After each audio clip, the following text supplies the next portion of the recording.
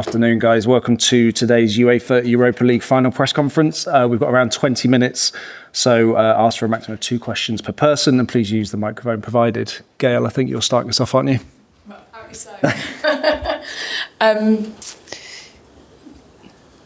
You've obviously had a busy schedule since Thursday night, but have you had any time at all to reflect on what awaits, what's happened, just a moment, particularly with your family? And I know, are your boys happy they're getting a day off school to come to Bilbao?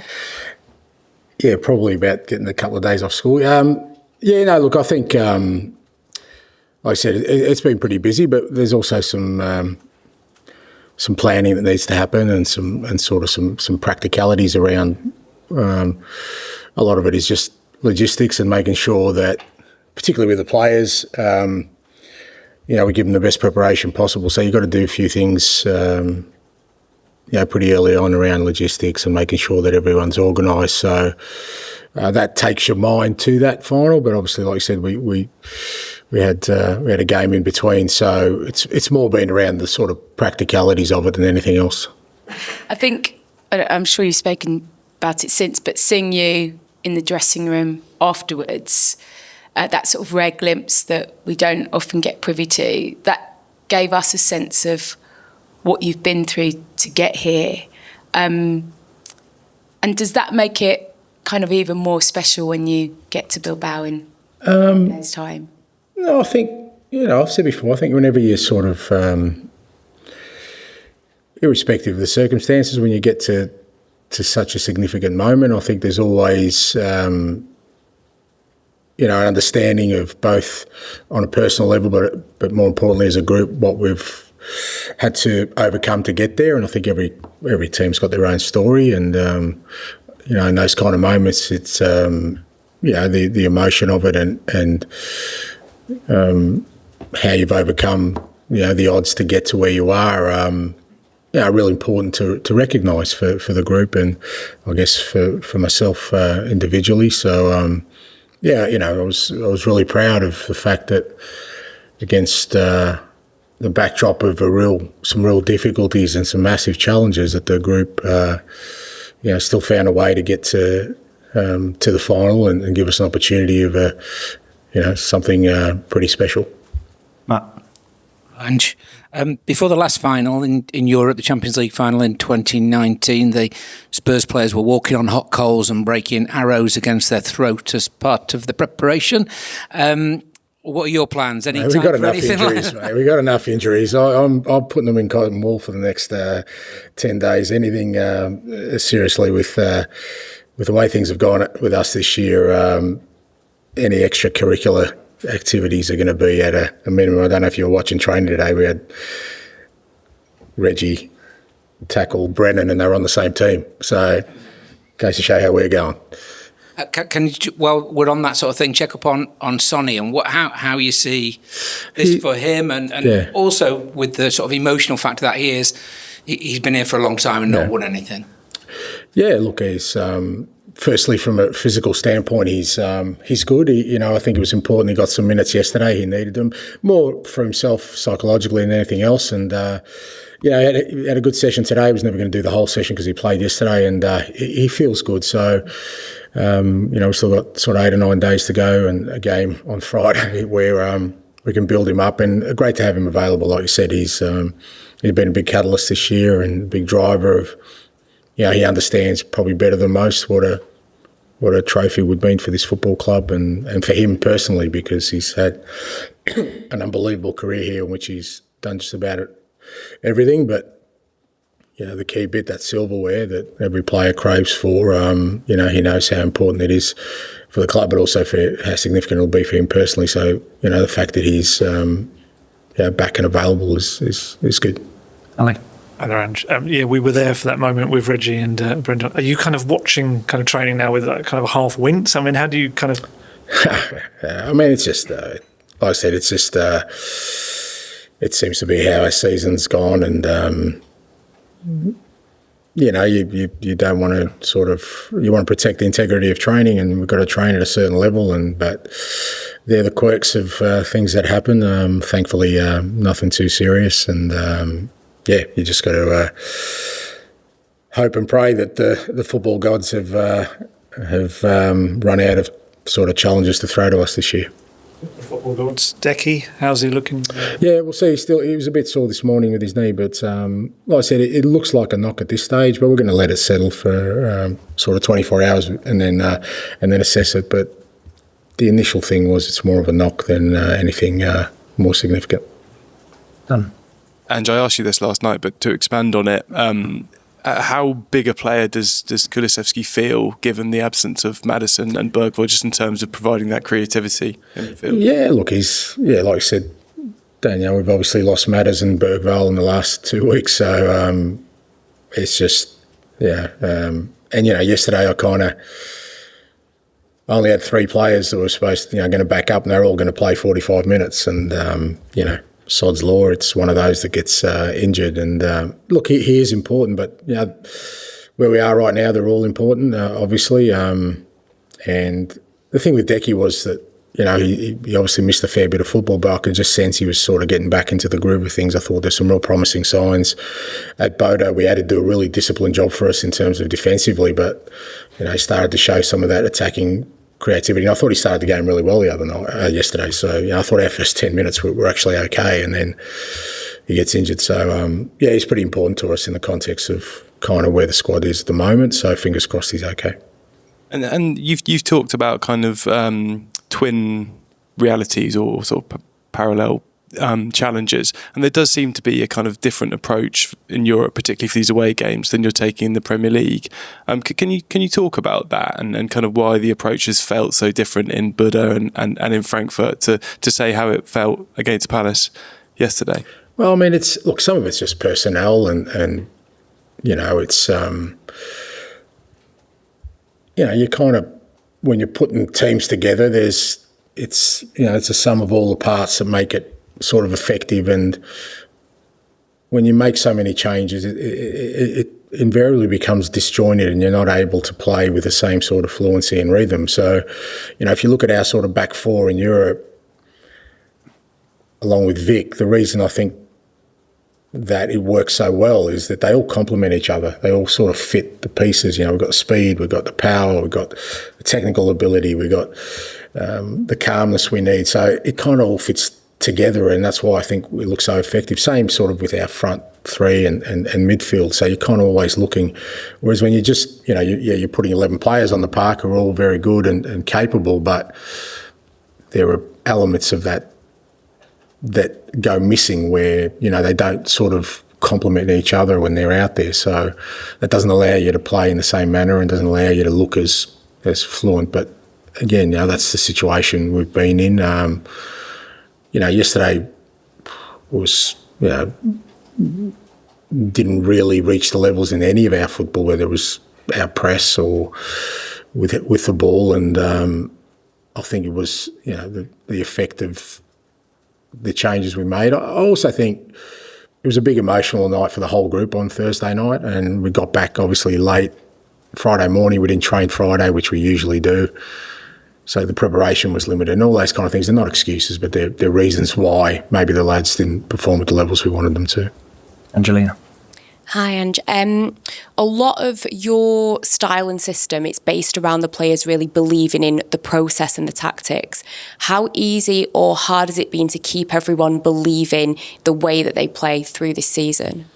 I guess, that's what I spoke about sort of after the game, is that I think I've said all along, as a manager, I guess that's a key to everything you do, just how much belief the people, not just the players and the staff, have around you. Now, when things are going well, that kind of takes care of itself, but fair to say we haven't, sort of had smooth waters this year where there was the opportunity for players to question and sort of maybe lose a bit of faith or belief in kind of what I was doing and what I wanted us to do.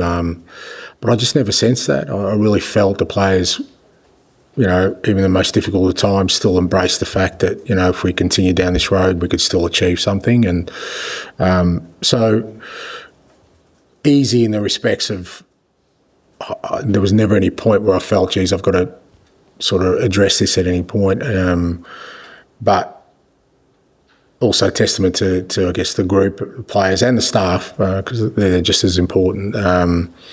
That at no time when there was an easy option to waver on what we're doing, did I sense that was it. And we wouldn't have got to the final if that was the case. I don't think. I think, you know, even during Europe, we had some real challenges with players missing, and they still found a way to overcome those things. And I think when we got to the knockout stages, sort of from probably the Alkmaar away game wasn't great, but from Alkmaar home, those last 5 games, they've really sort of said, okay, well, everything we've worked for has been for this purpose, and been really clear on what we need to do.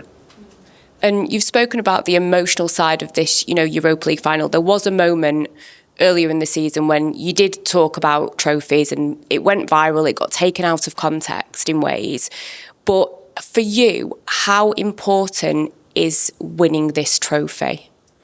Well, for me personally, great. It's another trophy I can sort of reminisce in my old age about, but more importantly, what it means for the club. I think I've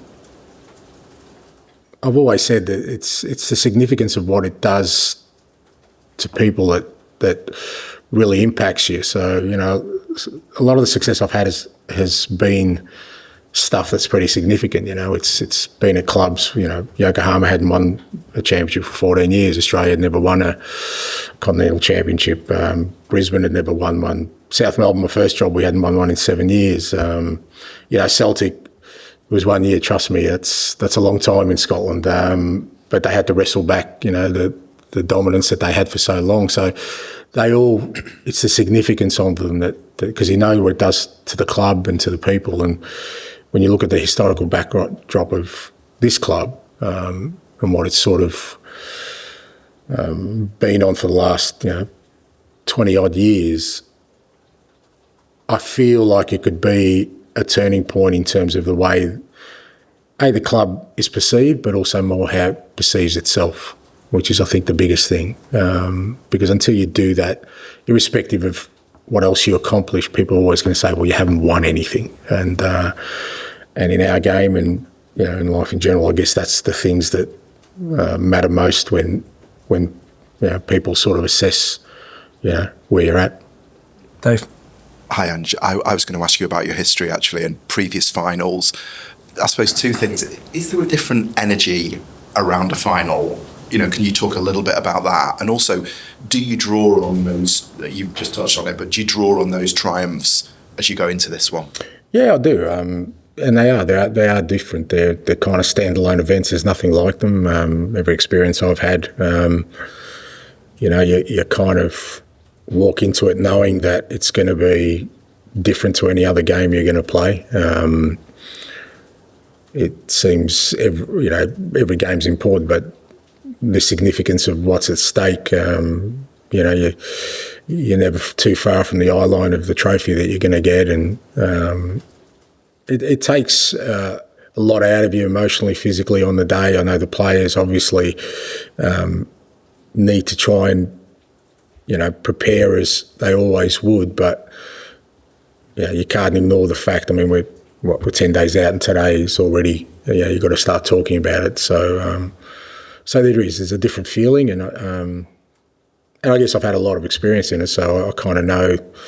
I try and navigate that sort of fine line between trying to keep it as normal as possible, but also understanding the players that it is a special opportunity that we need to take, and it takes sometimes something more than just the normal to get you there. I was going to say, can you prepare those players for something that maybe some of them haven't experienced before? I know you have, but yeah, you can. I think you can. I think it's just about just tapping into, they've all got they're all different personalities, but you get to know them pretty well. And, I think that there's always, for me, the key is, a greater purpose than what's before you is always the key.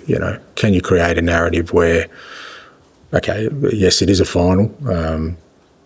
Yes, there is a trophy at stake, but that's the same for the opposition as well.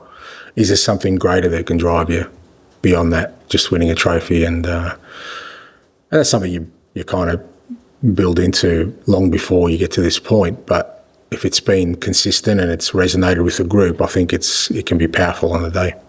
Tom. And just on the narrative, there's already been quite a lot of talk about Man United, how they win these finals. Tottenham tend to lose them. A lot of Man United voices in the media. Over the next kind of week or so, how do you prevent that from filtering through to the players? Do you use it as fuel? Do you try and block it out? What's your approach? Yeah, depending. I mean, sometimes, there's no doubt the comments of the Bodo players had an impact on the group. They're quite keen to kind of make sure that those questions got answered. But again, I guess that's the hurdle this club has to overcome, because it'll always be there. Until you actually do it, then you're fair game for people to say, well, you've always kind of fluffed it on the big stage. So irrespective of what the opposition say or what anyone else says, what you've got to try and do is break that cycle, and whatever motivation you need to do that, you tap into. So, there may be things we do tap into. But as I said before, I think to really, to do something as significant as we want to do, I think there's got to be a higher purpose than just shutting people's mouth up. I think that's, okay, that'll happen anyway. I think it's more about, can you make an impact? I often say to the players, at the end of your careers, what you want to do is be able to go back to the clubs you served and know you've made an impact, and the photos I see up on the walls at the stadium are all of, Bill Nicholson, the 84 winning team. Fair to say a lot of them are in black and white. So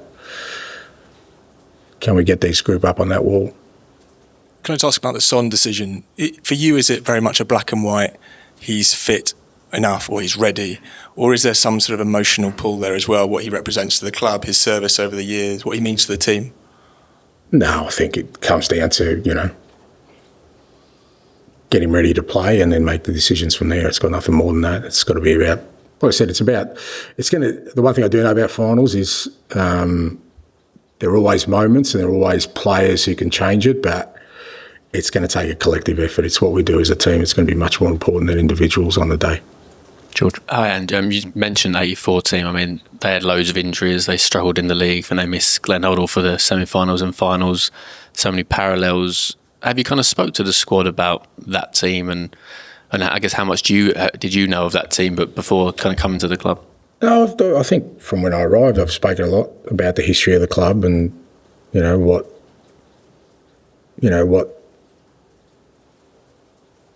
the challenge was for this group of players, as it has been for every group of players since the club's had the success it did. So, and there's been some fantastic players, world-class players who've played here, and we've had world-class coaches, managers who have been here, and you need to understand the history and the magnitude of the task at hand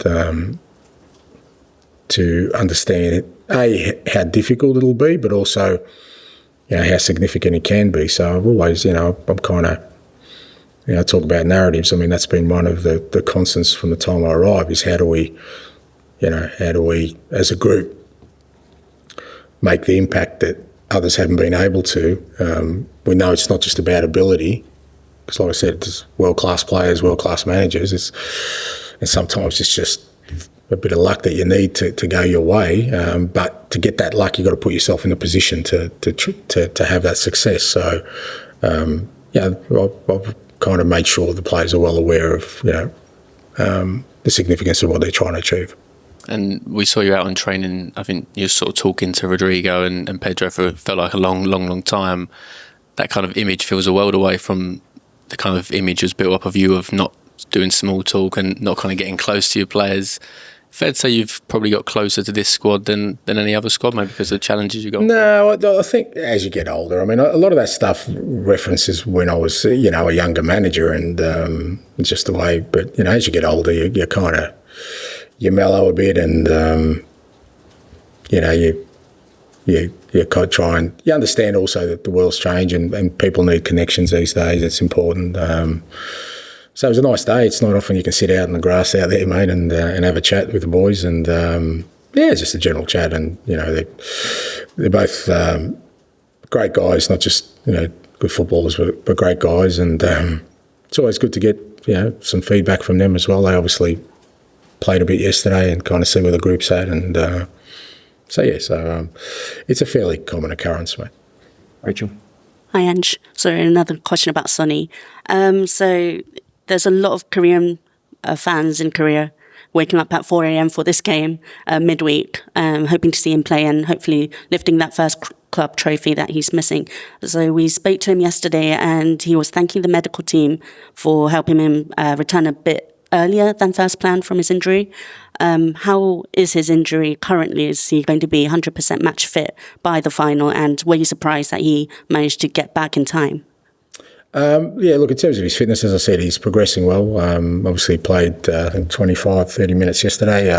Hopefully we should get him some game time on Friday against Villa as well. And, he trains right through. He'll be in good condition. And, he's worked hard to get back with the medical team. It was a bit of a funny injury. He just no real kind of sort of prescribed length of time. It was just how he felt and how he progressed, but he worked hard on it with the medical team. And, it was important he gets some game time and, hopefully he just kicks on now. Him and Ben Davies are the only two players left from that last European Cup final. How much motivation would that heartbreak be to bring back a different result this time for them? I think, like I said, Ben and obviously Sonny have been here quite a while and understand, that the opportunities don't come along too often.